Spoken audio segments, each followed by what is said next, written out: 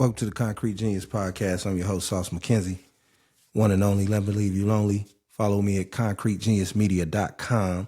Check out the website, all the illustrious branding opportunities we provide for you. All the videos from back in the day, up-to-date videos. Your ability to order the copy of my book, The Game Changer. So tap in with me. Follow me on all socials, Concrete Genius Pod, Instagram, Concrete Genius Pod, YouTube. Hit that subscribe button. Stop playing with it. It's been a historic week in hip-hop. Someone like me that's a hip-hop baby, born in 73, that just was born into the genre, understands it, loves it, from Double Dutch Bus to Run DMC to Fat Boys to Rodney and Joe Cooley to Ron C to NWA, King T, like Mix-a-Lot, everywhere, anything, Flint, MC Breed, Pop, like whatever the music was, Crucial Conflict, I was on it. I don't care what year it was. I always been on it big. I don't care. EPMD, I'm an EPMD head. First record I stole was a Syndicate, so I'm a hip-hop baby. And this has been a historic week in hip-hop due to the accusations made against Sean Puffy Combs. I guess we knew it was coming due to the raids earlier in the year. I'm not sure what month it was, but due to the raids earlier, we knew it was coming. We expected this, but it's still a shock to see somebody who was such a mogul, a figure in hip-hop history, that to be involved in such a salacious accusation, charges, heinous charges. You know, he had a stretch where he was an icon. So to hear this news can be devastating to people who, we know all people have imperfections, but some of the things he's accused of by a large amount of people, it makes it hard to kind of side with what's going on. The indictment is crazy. They snatched him off the street. They told him he could turn himself in Tuesday. They snatched him Monday. That's already kind of a heads up. They raided every crib he had. You know what I'm saying? Can you imagine being blessed to have 3 homes and they raid all of them? So just to put the manpower into that, at first I know a lot of people were skeptical. I wasn't. You know, I was like, that's a lot to come after somebody for. So currently here we are, up to date.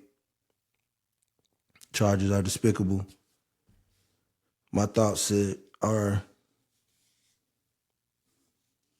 well, he did it, he got to pay. You know, I don't have no respect for nobody that commits sex crimes, sexual assault. I don't have no respect for nobody who, domestic violence, cats who beat their women. I have no respect for those guys. There's nothing in the world should make you punch a woman. You could lose your temper. She could be hitting on you. Get off me. Hey, I ain't playing with your ass. Like, let me go. But to like punch and drag, that's that Ike Turner shit. I don't condone that. You know what I'm saying? Like, I grew up in an era, you know, that unfortunately you saw a lot of domestic violence, you know, be it with family, friends, sometimes from your own parents. You know, it was more normalized. It would happen in public and people would be like, mind your business. So growing up, I just vowed, you know, whenever I got the angry bug, I would just leave. Or I'd try to talk it out, or I'd just leave. I'd drive around, you know, get somewhere to eat, watch a game, and relax my mind before I let somebody drive me to that point. Or if somebody constantly drives me to that point, not even constantly, multiple times, then you're done, because you don't want to be getting a reputation of punching on a woman. And when I saw the video with Cassie, I'm like, oh, you tripping. Because even if you and your lady fight, let's be realistic, you You got women, you gonna fight your lady. She might see a text or something. She punching on you. You try to leave. She don't want to let you leave. You move her out the door. She trying to leave. You don't let her leave. I mean, if we being real, a lot of people that have situations like that on both sides. But say even that's the case, tempers are heated. For you to chase a woman down the hallway and then punch on her and stump her out and drag her, that's despicable. You know what I'm saying? Because you don't never want to feel that powerful. You don't never want to be that evil and punch on somebody weaker than you. That's always been my disdain about it. Like, you want to be tough? Like, go hit a dude. There's a lot of dudes out here with problems, all races. You swing on them, they're going to be ready. They've been practicing for years in garage, heavy bag, kicking shit. Or they just might up the burner. So, like, you know, domestic violence is a lack of communication. It's a plethora of insecurities. And I think Diddy faced all that. I also think he was somebody who, I just think that nigga wanted the spotlight. Like, I think every time somebody he put on got in the spotlight, he wanted some of it. When it was Craig Mack, he wanted some. You know what I'm saying? Like, when it was Big, he wanted some. When it was Mace, he wanted some. You know what I'm saying? When it was 112, no matter who it was, if it was Total, he wanted some of it. And I think that showed you right there, that was an in-depth look. If you really from the street, like, that's a character issue. Because it's like, damn, man, I can't have no good times. I'm trying to go out with my lady. You want to go? I'm okay, you the boss, you the brains behind it. But, you know, and a lot of people laughed at Suge Knight when he said that if you don't want to executive producer all in the videos at the Source Awards. But, I mean, a lot of that stuff was prophetic. You know what I'm saying? Like,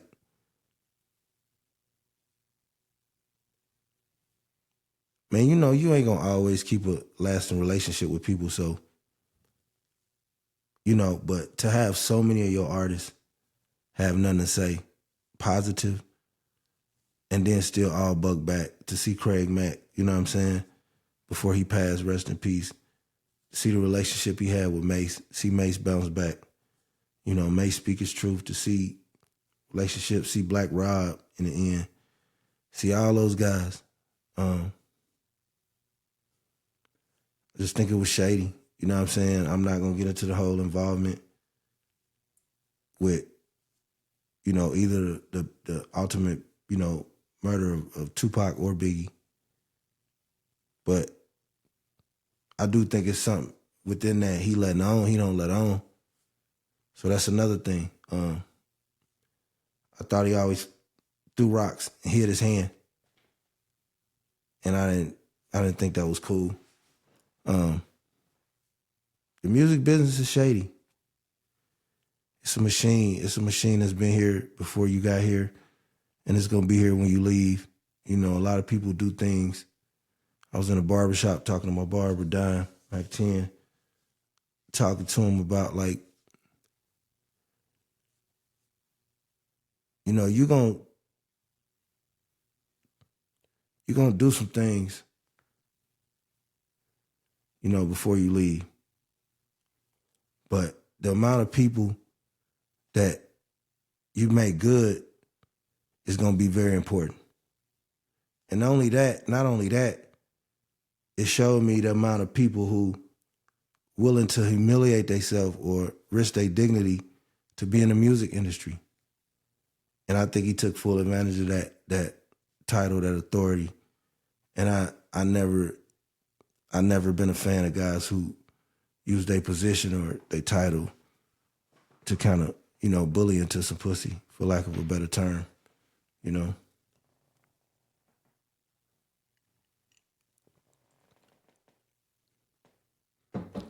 And then the sensitive stuff, like the raping, underage girls, having your workers. I gotta stop smoking fucking cigars.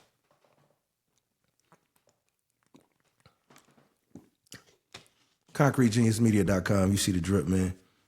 Quick little puffy pod, man. Adonis Creed, shit, world heavyweight champion, man. For my hardcore listeners, you might say LA shit, you know what I'm saying? Should have wore the Jackie Robinson. I think I wore that. For my long-term listeners saying they probably seen this before you did, but it's a lot of people ain't seen it, so just roll it back out. But nah, man, the drugs, having your workers carry, you just got too loose with it. You know, I heard stories of people getting shot, you know, his places, and he getting it covered up. Like, he had a lot of power, but with power comes irresponsibility. You know what I'm saying? You get sloppy when you get power. You get sloppy when you get good. When you get good, your bad habits, if you got more bad habits than good, it's going to bring you down. Because if you got more good habits, you're going to start, you get older, you get good, kids get older, you're going to cut back on the bad habits. But if you got more bad habits, man, when I seen this dude out here at 50 plus with the Joker joint on, I was like, yeah, he out of here, bro.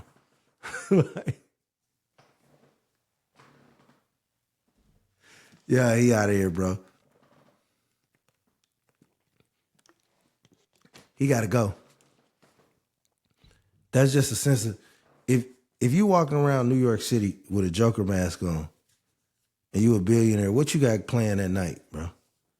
And that's the sickening thing about him. Like, come on, bro. You underage girls, drugs, rape, ecstasy, men, women. And I'm not the sexual preference guy. I don't care what you do.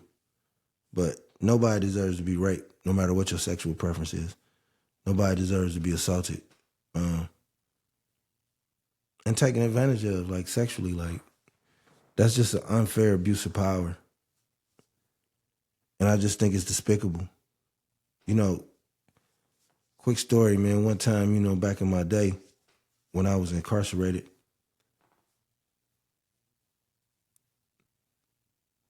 you know, you on a tier, 18 joints on a tier, 18 doors. Everybody got a door. You come out 3 at a time. Every hour rotate, 6 hours in the morning, 6 hours in the evening. That was your day. So you had a lot of frustration. You had wreck. It's like that. You had, I don't think you had no library, maybe law library. But that was mostly your day. You ain't get no visit or nothing, pretty much. That's your day. You go up top, go to the gym. Back then, you used to have a pool table, but that's your day. And I say that to say everybody was fighting for manhood, survival, trying to establish themselves.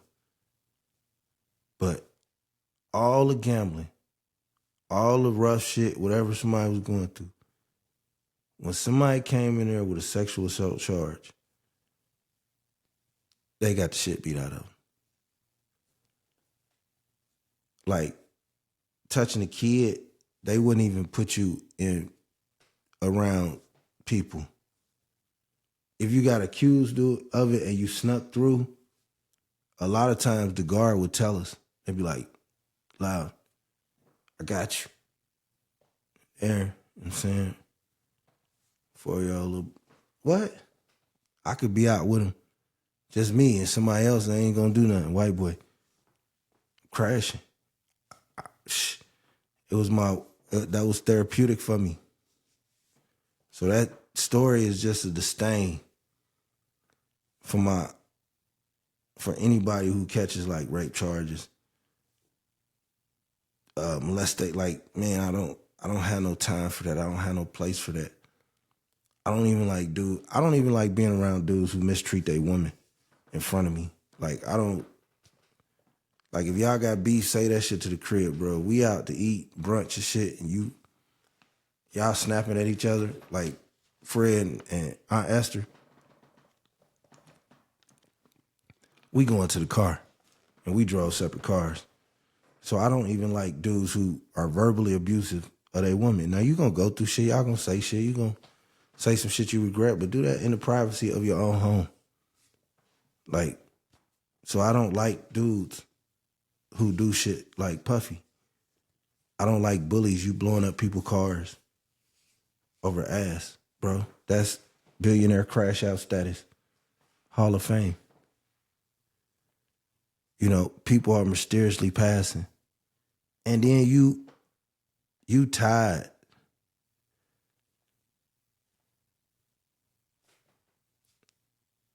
to two of the most legendary, iconic figures in hip hop.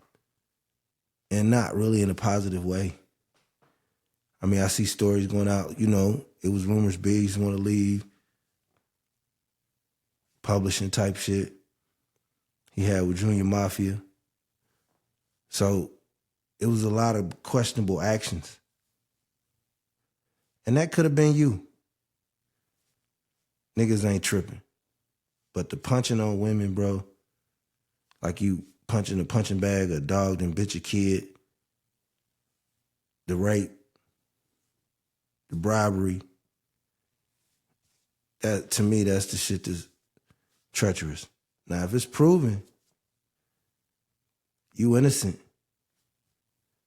then you know that's a different conversation to have. But all I'm saying is, bro, they coming out to work like gnats. like you threw away some cabbage and left the garbage open. They coming at you from everywhere. Everybody got an abuse story. Everybody got a story about the trauma you put them through. And me, I'm of the belief that everybody's trauma is real. So the people that saying, hey man, you diabolical. You know, and I also understand you're a father. You know, I understand that you've been very aggressive in the philanthropy of black people. You've been very generous with HBCUs. You've given countless black people opportunities to shine. You started a network. You attempted to buy BET. You attempted to buy the Carolina Panthers. Your business savvy was admired by black people. I don't care what they say now. But, you know, at one time, your business savvy was on a higher level than Jay-Z's. Like, they looked at Jay-Z as the hustler, the hustler, the supreme rhyme spitter, you know what I mean? Continuous flow giver, like just constantly bars, but clever shit, like shit you gotta listen to 3, 4 times. But as far as like wanting a business, you was the first interactive nigga. You know, we had our legends, you know, we had Suge, we had Birdmans, we had, you know, and they was after you, but like Master P's, we had Tony Drapers, we had a lot of icons in the game.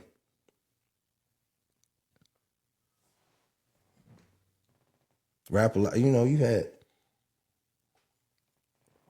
icons in the game, but they were all invisible. You know, so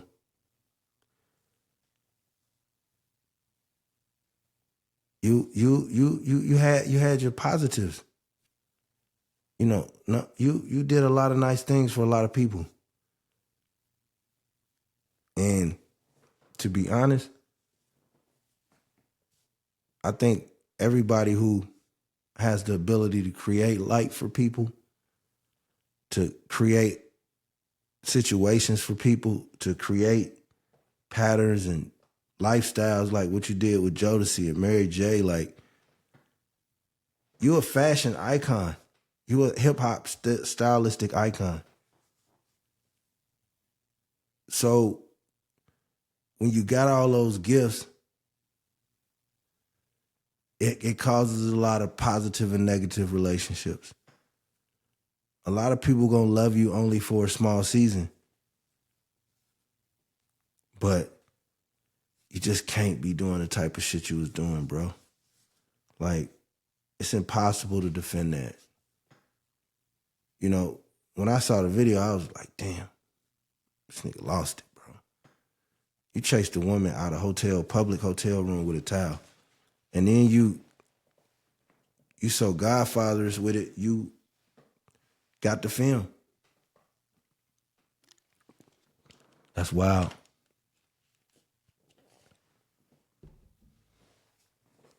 So I pray for all the victims. Everybody went through the tragedies. You caused some trauma to them. You gotta respect people's trauma, respect people's mental when you inflicted pain on them. And I pray that those people who you were victimized by can begin healing.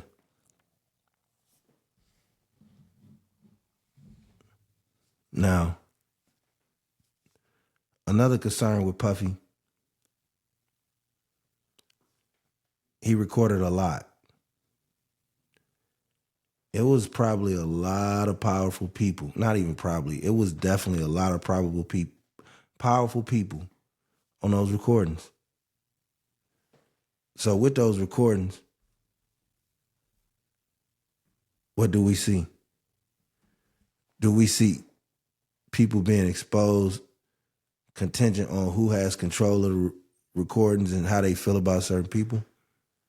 Do we see all the recordings or get information on all the recordings? Because one thing about me, and I want to say this wholeheartedly,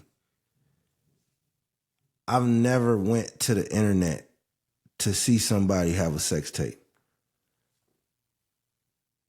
If it's some weird shit. You know what I'm saying? So if you tell me, yeah, man, they got the tape, man, Diddy was with actor XYZ. I got the video. Yeah, I don't want to see that motherfucker, bro. I never watched the R. Kelly video, but we can get information about Puffy's videos. And we can get information about who was in them. That shit's gonna come out. And it can alter thousands of professional careers. Because if it's powerful people, then you're altering several hundred people and you get 10 or 12 powerful people. Now you're talking thousands of people. So I'm wondering with that. And I pray to God this don't happen. But I also wonder about his safety. I am of the belief that Jeffrey Epstein did not commit suicide. So you worry about Puffy's safety. When you have the position and the authority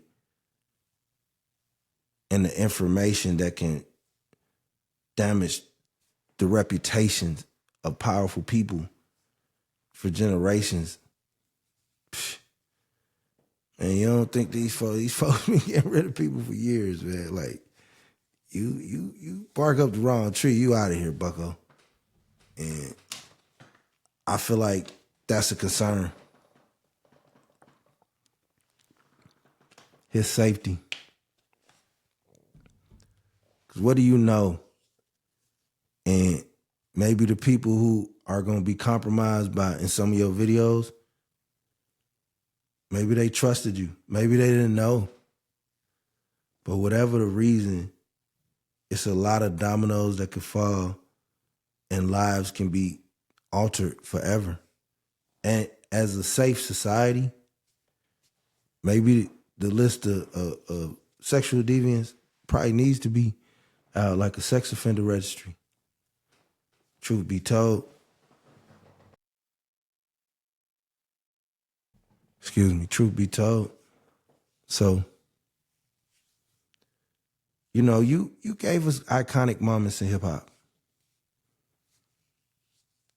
Regardless of what people feel about the beef, it's like, you know, that's like our World War I. You know what I'm saying? Like, that's hip hop's like World War I. Like, shit happened. It took some time to get over. It took 4 or 5 years to get over. You know, that was very, very, it's never gonna be not told when you tell a story of hip hop. Like Death Row and Bad Boy, you know what I'm saying? The intricacies of it You got people right now still eating off videos. All I really watch is YouTube. And the amount of people that, like the story about, like, it don't matter how many times you've heard the story about Tupac getting shot at Quad Studios. If the right person telling it, you'll hear it again. I don't care how many times you heard a story about Big, or you heard about his last night in LA, or you heard about Pac's last night in Vegas. If the right person telling it, you're going to hear it again, especially if you, my generation, 50 years old, you know what I mean? 70s baby. So that is an iconic moment in hip hop. But if they even scrape the surface of the things you've been accused of, you're a war criminal. I'm sorry. I love the 112 Only You remix. That's my shit. You know what I mean? But, nah. Oh, and one more thing. I was always dicey on Puff because he was always a dude who had to get a chunk of the spotlight. Craig Mack, he had to get some. Like, okay, boo, we dig it, bro. We dig it. You want to be seen. All right, your first artist, boom, Bad Boy, new label, flavor in your ears. It's a slap. It's crazy. All right, you in it. Now, Big, man, he grimy shit, got on the fly shit, you know what I mean? The shit Pop dropped him on the Versace shit, got on that shit. You could have let him stand solo. You had to get some of that. You had to entangle what you doing, yo people, and that's what I'm saying, the amount of money you making, boss up, get away from that shit. Yeah, I ain't got 1/180th of what you got, and I'm still 2-3 phone calls away to some niggas from some stupidity.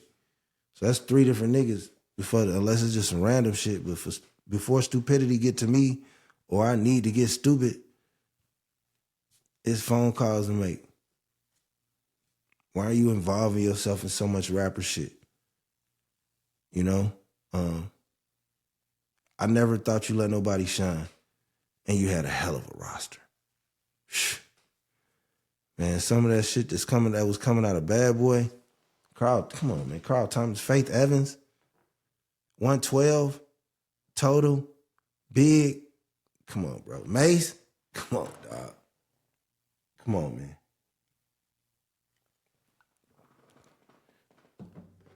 All you had to do was see a therapist, nigga. And how do you not, if you Puffy, how do you not see Tiger get fucked up? How do you not see Bill Cosby get fucked up? How do you not see Suge get fucked up, even though it's for something different? And be like, yo, I got a clean house, B. Like, especially Cosby and Weinstein. When you seen Weinstein, like, that's probably too late for you. But like Cosby, you should have been on your shit, bro. If I was your guy and I knew one sliver of what you was doing and I seen the Cosby shit, I'd be like, yo, bro, soon as that Me Too shit came out, you should have took your hard drives and poured acid on them. Like, you should have deleted every phone message you ever had. You should have went to people and say, look, I'm sorry. Here's $1 million. Sign this. And you could have really saved yourself a lot of trouble, but that feeling of superiority, that disgusting feeling of superiority where you feel like you could just mistreat people continuously, even the most grimiest nigga, well, not the most, but most niggas who have some grime have some ethics. So, like, it's enough action out there with people that want it to mistreat people. You a man. But looking at the way you always involved yourself in your artist business, and I'm going to tell you another thing about Puff, now that I'm on it.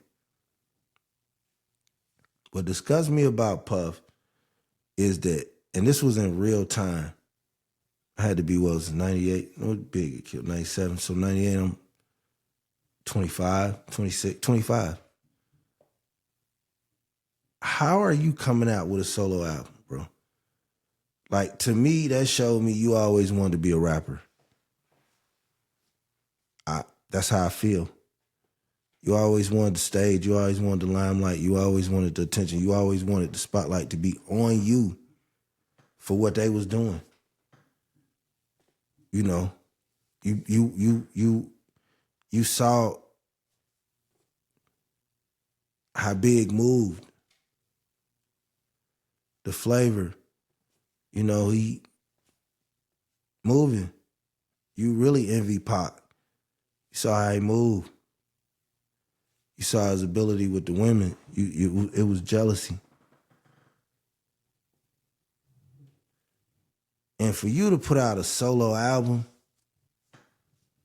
after not just the death of Big, the death of both of them, after East Coast, West Coast war, even if you just wanted to put out the tribute, bro, put the tribute out. Keep it moving. You wanted the stage, bro, and you got it. You know, sometimes, like, that thing you be mashing the gas for, you're like blue cheese, you better eat it in a couple of days, don't leave it out. You're ugly. And I'm speaking from experience sometimes. So, contrast with your positives and your negatives. But summing it up for me is just the domestic violence is unacceptable, the rape is unacceptable. If you're dealing in any type of pedophilia, it's off with your head. You know what I mean? I don't care how many slaps you made. I don't care about how many times I played the 20th Reunion Bad Boy album. If you committed pedophilia, it's off with your dome. If you drug people unwittingly, it's off with your dome. Like, all the money and shit is cool, but the first obligation you had as a black mogul is to be a human being. And to be a human being, you're going to have misunderstandings with people. You're going to disagree with people. You may even stop talking to people. But you ain't going to treat nobody like a dog.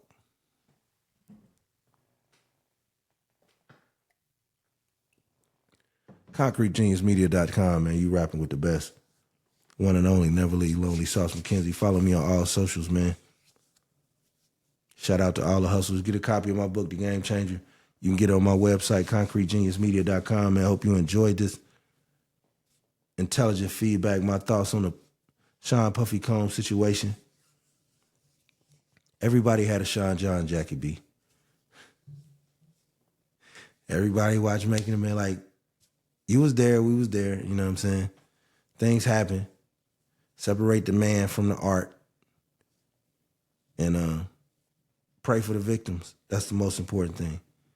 And subscribe to my YouTube, man. It's lit. Peace.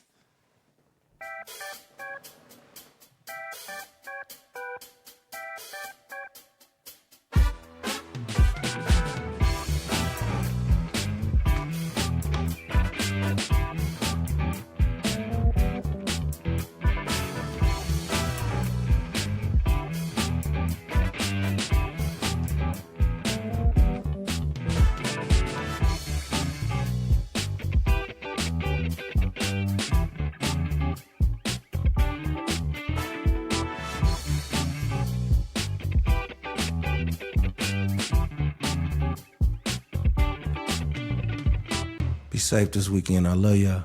Peace.